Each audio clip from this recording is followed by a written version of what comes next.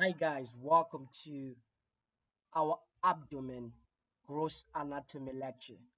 Today we're going to talk about the stomach, the gross anatomy of the stomach. We're going to talk about what the stomach looks like, what are the parts of the stomach which are important, the the veins, the venous drainage, the arterial supply, the lymphatic drainage, and the innervation of the stomach. Right. So the stomach, most part of the stomach is found in the behind or posterior to the left costal margin.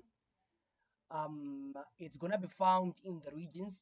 Um, some part of it is gonna be in the left hypochondrium. Some part of it in the epigastric region, and some part of it is actually extends into the umbilicus or into the umbilical region. Right. The stomach is just a dilatation. Embryologically starts as a fusiform dilatation and then it rotates 90 degrees clockwise, right? And as it rotates in two planes. If you remember the longitudinal plane and the anterior posterior plane, right? And it's going to be attached dorsally by the dorsal mesogastrium, ventrally by the ventral mesogastrium. And it is within the dorsal mesogastrium where you're going to have the primordium of the spleen, right? And the ventral mesogastrium is going to be divided by the development of the liver into the lesser sac, if you remember, into the lesser omentum and the falciform ligament. Right. So just that's a brief understanding that you need when it comes to the stomach. So the stomach is divided into four parts. We have this part that is called the cardia. A cardia is just a small part, right, where we have the cardial orifice, where the abdominal esophagus is joined to the stomach, right? And then from the cardia, we're going to have this superior dilated portion, which is called the fundus, right? Mainly the fundus, it stores air. That's mainly it will be having air. And then from the fundus, we are going to have a body. A body is the largest part of the stomach, and it extends from the fundus to the pyloric uh, atrium, right? And so we have the pyloric antrum with the pyloric canal. All of it is going to be called the pylorus, which is actually funnel shaped, as you're going to see, right? So we have the cardia, fundus, body, pylorus divided into pyloric antrum, which is a dilated part, and constricted part, which is called the pyloric canal. So the stomach is actually free, right? But its upper part, which is the cardia, and its pyloric part are actually fixed. But the rest of the stomach is actually free. You understand? So if we are to cut the stomach, we are going to look in the inside like this, and you can actually see this longitudinal temporary rugae, right? This can actually disappear when the stomach is distended, and you can actually these rugae they seem like they meet at the pyloric orifice, right? That's where they seem like they meet, right?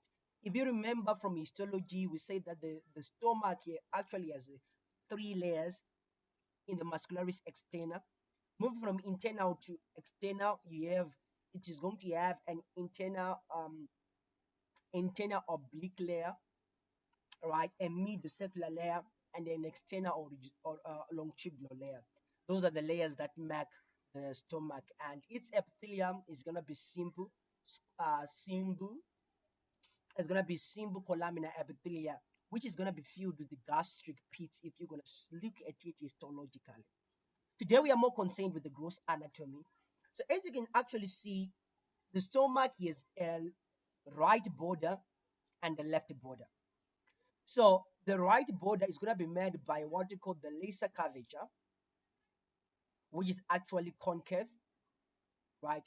And at the inferior portion of the lesser curvature, we have a notch, which is called an ingularis incisura. Ingularis angularis incisura, right? This is the notch, or angular incisure, right? Angularis incisura or angular incisure is actually a notch at the inferior portion of the laser curvature. And if you're going to draw a line like this, right, that line is actually, okay, an oblique line like this from this notch is actually going to divide the body of the stomach from the pylorus.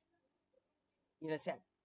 And then we are also going to have the right border, the left border of the stomach. The left border of the stomach is actually greater. It is formed by the fundus, the body, the pylorus, and there is actually what you call a cardiac notch, which is between the cardia and the fundus. And another name for the cardiac notch is called the angle of His. The angle of His. So this is an angle of His, which is between the cardia and the fundus.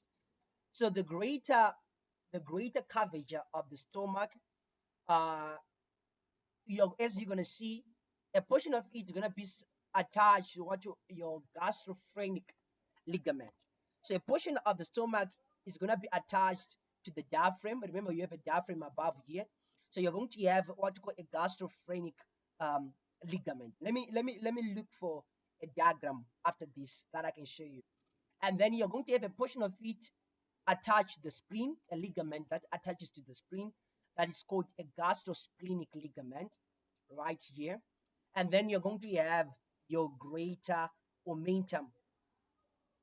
Your greater omentum will be extending from the body and to the pylorus, and then it goes down as a layer of peritoneum, covers the large intestines, covers your small intestines, reflected back, as you're going to see, right? Reflected back. Let me look for a diagram.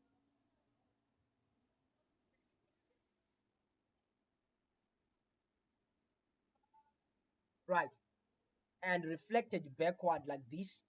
So this is going to be your laser sec. This is going to be your greater omentum, right? And you can actually, it attaches to the greater curvature of your stomach, right? Good. And then as for the laser curvature, let me look for a diagram. If I can look for a diagram, let me see. The laser curvature is actually um, going to be formed between your stomach and, let me look for a diagram for you. Right, so this is the greater omentum, right? You can actually, it attaches to the greater curvature of the stomach, and then it goes down, and then it curves, and then it attaches to the transverse colon and continues as the transverse mesocolon, right? So the laser curvature is going to be attached by what's called the laser omentum, right? Which is going to be made at the free edge by the hepatoduodenal ligament, which contains the portal triad, if you remember. So this is going to be attached to your liver. You understand now? Good. Right. So the stomach is going to be, its blood supply is very important, and you actually have to understand the blood supply, the venous drainage, the nervous supply, as well as the lymphatic drainage. So actually, let's us take a look. But before I get into this, I want you to understand that the stomach, right, is going to have a pyloric part. This pyloric part is going to have a pyloric sphincter right here. So this sphincter is going to be made by the hypertrophy, the inner circular layer, it undergo hypertrophy. So it will thicken, right? I'll show you another diagram after this. It will thicken, and it's going to leave a small orifice, or what you call the pyloric canal, right? So take note of this. This pyloric sphincter is both a physiological sphincter and anatomical sphincter. It is actually different from the lower esophageal sphincter, which we said it's what it was going to be a physiological sphincter. But the pyloric sphincter is both an anatomical sphincter and a physiological sphincter. So that point is very important. It's actually very important. Right, so let's take a look at the blood supply to the stomach. Right, before we get into the blood supply, Let's talk about the anterior. What is anterior? What structures are anterior to the stomach and what structures are posterior to the stomach? All right. So in this diagram, okay, this is actually your stomach that has been cut. So you can actually appreciate moving from superficial to going deep. You're going to have your skin, right? And then from the skin, you're going to have the extinction of your diaphragm, and then you're going to have your pleura and your lung, right? We are going deep, right? And then we're going to have the left lobe of the liver, and then you meet your stomach. So those are the anterior relations to the stomach: your skin, your diaphragm, your pleura and lung, your left lobe of the liver, and the stomach, right? And then the posterior portion of the stomach is going to be called the stomach bed. So the question can come and says, the following is found in the stomach bed. So the stomach bed is just a bed where the stomach lies. That if the stomach is going to be reflected, what structures are you going to see and appreciate? So let's take a look at these structures. You can actually see that we have reflected the stomach, right? And the following structures are found posterior to the stomach or right beside your stomach bed. There's a space beyond the stomach. What is the name of that space? That is your omentum basa or your lesser sac. And then you're going to have your pancreas, right? A portion of your pancreas. You're going to have sometimes your mesocolon and your transverse colon. So your transverse colon is quite unique because its orientation is actually changes depending on how full you are, right? But it can be posterior to the stomach in some cases. And you can also have see the left suprarenal gland, as you can actually see here, and the left upper portion of your kidney, right? And you can also have the diaphragm, also posterior to your stomach, especially the left cruise of the diaphragm, right? When we're going to talk about the blood supply, we'll talk about the splenic artery. So you can actually appreciate this is the splenic artery, which is the largest branch of the celiac trunk, as you're going to see. It actually forms the posterior, it's actually posterior to the stomach. Right, so now let's just take a look into the blood supply of the stomach. Right, so now let's take a look at the blood supply of the stomach. Right, so this you see here, that's your abdominal aorta, right? It commences as it continues as the thoracic aorta, as it passes the aortic hiatus at the 12th thoracic vertebrae. Remember, it will be accompanied by the azygous vein and the thoracic duct, as we spoke about in the thoracic anatomy. So at the level of teeth cough, right, you're going to have the first trunk given by this abdominal aorta called the celiac trunk. The celiac trunk is going to trifurcate and give a three termination. So I'm going to start with this one. One of it is going to be your left gastric artery. The left gastric artery, it actually ascends upward, right? And then it gives an esophageal branch. Remember, we say the abdominal esophagus is supplied by a branch coming from the celiac trunk, exactly, which is a branch of the left gastric artery. This is in esophageal. Right, so the left gastric artery, it gives the esophageal branch, like we have said, and then it descends downward, right, and the laser curvature, anastomosing with the right gastric artery, which you're going to talk about. So another branch of the celiac trunk is going to be called your common hepatic artery. The common hepatic artery is going to give a branch which is called the gastroduodenal artery, and it is the gastroduodenal artery which will divide into two and give further branches which we call the superior pancreaticoduodenal artery, which will supply the duodenum and the pancreas. And then it's going to give also a branch which is called a right gastroepiploic artery or right gastroomental artery, right?